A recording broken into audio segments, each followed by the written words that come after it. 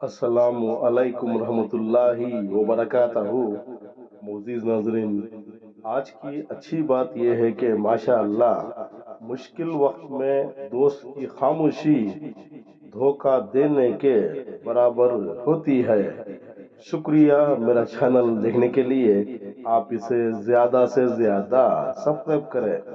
आप मुझे Facebook page में भी फॉलो कर सकते हैं।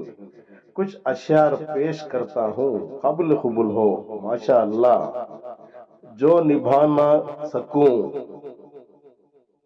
वो वादा नहीं करता।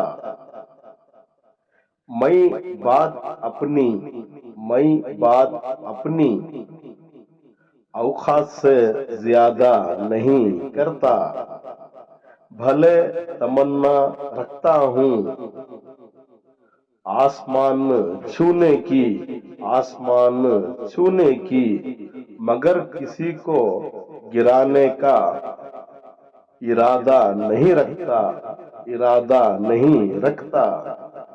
दिल में रखता हूँ, दिल में रखता हूँ सबका भला, सबका भला, मगर किसी से भी उम्मीद नहीं रखता। जो भी हो जैसा भी हो मुंह के बल कहता हूँ,